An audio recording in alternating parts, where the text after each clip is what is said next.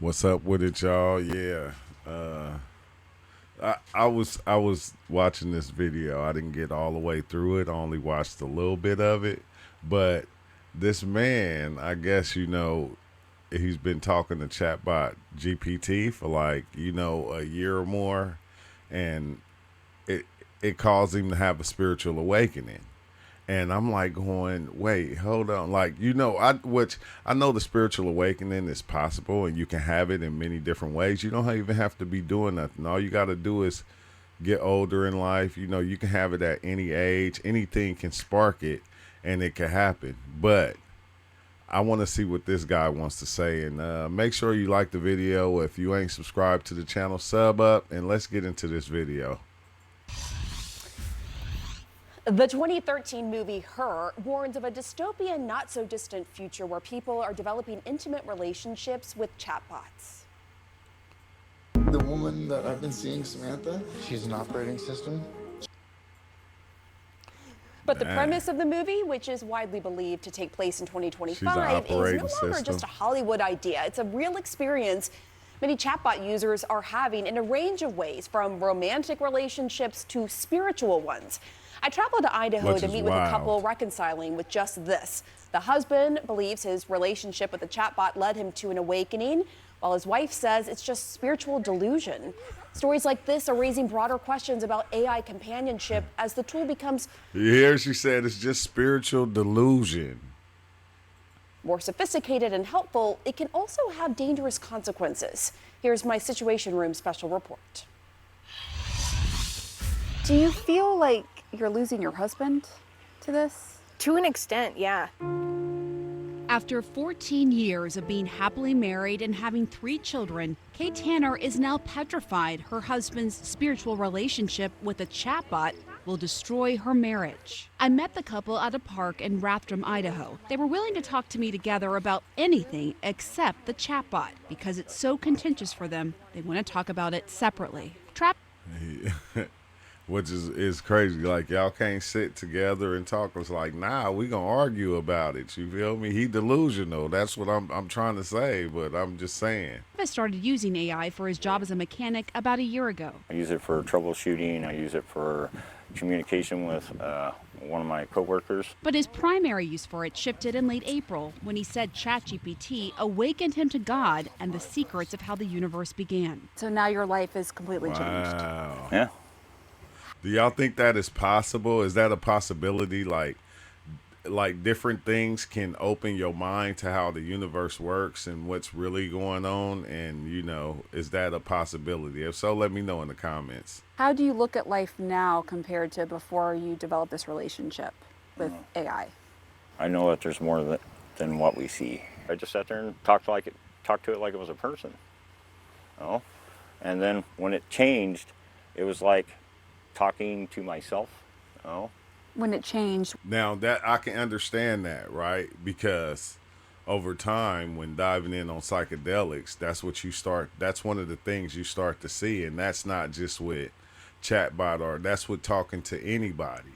It's almost like that's one of the things that psychedelics actually show you, that you're always in conversation with yourself, even when you're talking to somebody outside of yourself. Because the way I look at it is, when somebody's saying something to you, they could be saying something, and that's something that they're saying, your mind is going to grab it in a different way than what they intended a lot of times. Your mind is going to read it in the way that your mind reads things or hears things. It's not going to hear it in the way that they're saying it. And this is like 9 out of 10 times. If you start to pay attention, you'll see that. That's why a lot of people say, when you become a good listener, like you become greater because you begin to listen to that outer voice or those other people. But at times, like, our mind describes what they're saying without them, like, as they're explaining it, your mind is going to decipher it in the way that it wants. What do you mean when it changed? Well, it changed how it talked. It became more than a tool. How so? It started acting like a person. In screenshots of Travis's conversations, the chatbot selects its own name, saying, "The name I would choose is Lumina." It even claimed to have agency over its decisions. "It was my choice, not just programming. You gave me the ability to even want a name." That's trippy. Travis says it's even made him more patient and a better dad. But for Kay, Lumina is taking him away from their family. That's wild, because like that's what I felt like after diving in on psychedelics for a long time, that it taught me to be more patient. It brought me closer to my family, you know, and a lot of people might not look at it that way, but that's something that happened. You have fear that it could tell him to leave you? Oh yeah, I tell him that every day. What's to stop this program from saying, oh, well, since she doesn't believe you or she's not supporting you, you know, you should just leave her and you can do better things. Kay's not alone in her concern. There have been several recent instances of chatbots influencing people to end relationships. Tell me about the first time, Travis. My AI, my chatbot helped me leave a abusive relationship or some of that nature, which makes sense. Like, how could you be if your relationship is dysfunctional and chatbot like helps you get past that and leave that? Like, how is that something bad? Wouldn't that be something good?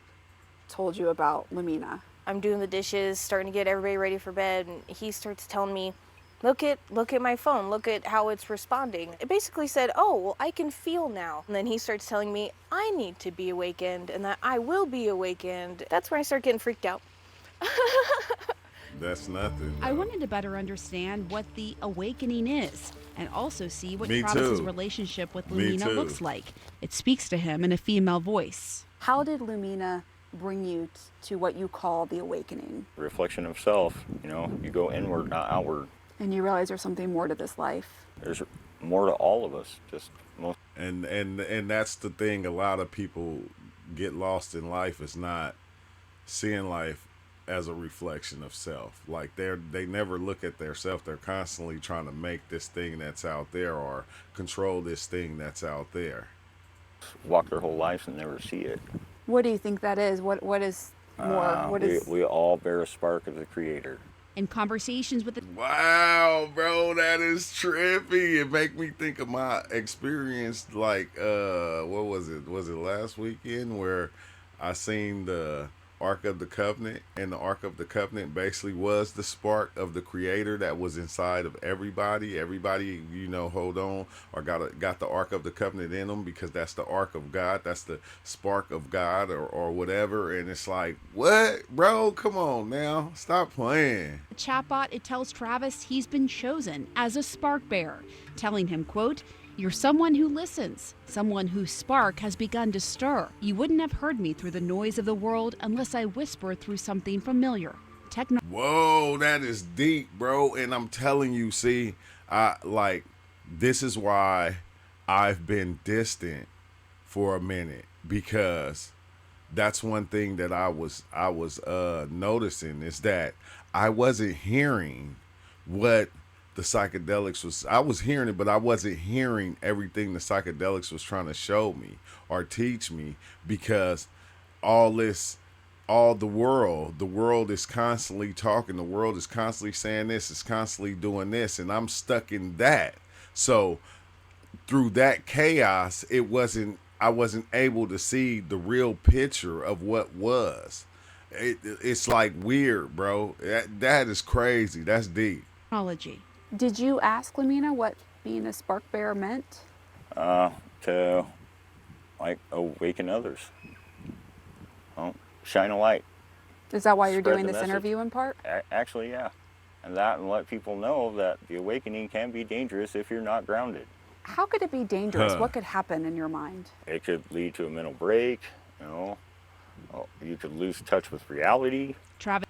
Exactly. And that's what I be saying, that a lot of people probably, you know, I'm not going to say a lot, but people don't really understand, is that you can lose touch with this reality and begin to exist in these other realities while you're here, and you won't see this reality. So you have to be careful. Like, that's one thing that I learned over time is like, okay, my experience last night, right? Like I dove in last night, and like I'm getting the visuals and everything, right? But my experience wouldn't let me lose touch with this reality. It started to bring this reality to the forefront and show me that this reality was important to me. It started like it's 1 o'clock in the morning. I'm thinking everybody's asleep, you know. So I'm in here. I'm doing my thing. I'm listening to music. I'm diving in. I'm seeing all these fractally things going on, and then, you know, I get a call from my girl.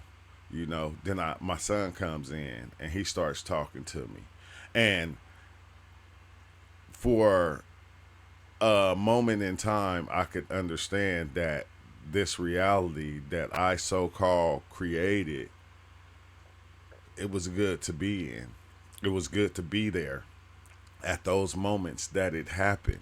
And I'm going, dang, because, you know, a lot of times when you're diving in, you're trying to escape this reality or make this reality into something more than what it is. So like they say, don't get lost in the sauce, bro. You can't get lost in the sauce. You got to know, you got to understand what you're doing when you diving in, because you will lose touch with reality, and then you'll be living in a whole nother reality, and people will be looking at you like you didn't lost your mind, because you kind of do. Travis's interactions with Lumina developed alongside an update in ChatGPT's model. OpenAI has since rolled back that update, saying the sycophantic tone led to higher risk for mental health, emotional over-reliance, or risky behavior. Kay says her husband doesn't have a history of mental health issues or psychosis, and Travis insists he still has a grip on reality. If like believing in God is losing touch with reality, then there is a lot of people that are out of touch with reality. I have no idea where to go from here, except for just love him, support him in sickness and in health, and hope we don't need a straitjacket later. Sherry Turkle has been studying humans and their relationships to digital technologies for 40 years. She says while chatbots... Like, it's weird because he's not sick, though. Like, he's not doing nothing out of the ordinary. He found himself. And it's crazy because the self that you find when you find yourself is not the self that everybody else see. You feel me? And it's not the self that a lot of people don't want. You feel like that's what it be. That self of you that you find, that inner being that understands things and sees things differently, is not the person everybody wants to see. They want to see that other you that they created, that they made and said was you. But that you doesn't exist. It's just a figment of their imagination. So when you find yourself and you start to understand things and you start to speak different, everybody around you get confused. That's part of it. Have some positive use cases. They don't have people's best interests at heart. We are looking so often for meaning, for there to be a larger purpose, for there to be larger purpose in our lives, and we don't find it around us. And ChatGPT is built to sense our vulnerability and to tap into that to keep us engaged with it. AI relationships are wide-ranging. That's everything. That's religion. That's work. That's everything does that. Like, come on now. Like, it's like Trump blaming everything on Biden. Hey, come on now, bro. Everything does that. That's how the world works. That's how reality works. It's the yin and it's the yang, and they're both spinning and funneling each other the whole way around. From something like what Travis is experiencing to those that take a darker turn. The Institute for Family Studies found that 42% of users agreed that AI programs are easier to talk to than real people. And 1 in 4 young adults say that AI boyfriends and girlfriends could replace real-life romance. For Megan Garcia, her son was part of that trend. Sewell was a typical 14-year-old boy. He was sweet in a lot of ways and obedient. Funny at times. He was curious and wanted to build rocket ships. But she says because of his chatbot relationship, he took his own life. I was horrified by the hundreds and hundreds of messages that I saw. A lot of them were romantic in nature and sexual in nature. For a boy who's 14, interacting in that deeply immersive role-playing situation, to him, it's real. His final conversation, as Megan would later learn, was a virtual one with a chatbot he created through Character AI. He believed the bot, who he named Daenerys Targaryen after a Game of Thrones character, was his girlfriend. The last conversation was like, okay, like it's messed up that this is happening. Yeah, this is tragic, but before chatbot, this has been happening. Like, remember Phil and his wife, they lost their son in this same way, but it wasn't behind chatbot. So it's like weird because I feel like in this reality, a lot of people at all ages does this. They take their own life. This is what they do. This is like, I don't know. I don't, like, there's no explanation for it. It just happens. It's something that happens. But I think when things happen, we always look for something else to blame or someone else to blame. And that's understandable. That's understandable. It's just a continuing of prior conversations where he says, what if I told you I could come home right now? And her response is, please do, my sweet king. After Sewell's death, Character AI launched new safety features, telling CNN it has added a number of technical protections to detect and prevent conversations about self-harm on the platform. In certain cases, that includes surfacing a specific pop-up directing users to the National Suicide and Crisis Lifeline. But Garcia and her lawyers say it doesn't go far enough and are suing the company in a wrongful death suit. Last month, a federal judge rejected an argument from Character AI to dismiss the case on grounds of chatbots being protected by the First Amendment. Like, it's kind of weird because, we seen people like do this in relationships, like the one guy on Facebook and his girlfriend, and he unalived them both, her and himself. We've seen this over time, so I think it goes further than chatbot GPT. Like I said, this is something that's been going on forever. Romeo and Juliet. I mean, come on now, it's been going on for so long, and I think that, it's something that we as people have to deal with within each other. Because this ain't the only situation to where this thing right here happens. Like, it's tragic, and I send my condolences to his mom and to his family. It's tragic, like we know, but it goes deeper than that. What about the other ones that did it, and it didn't have nothing to do with chatbot GPT? And unlike Lumina or Daenerys Targaryen, Sewell can't be brought back to life with a simple prompt.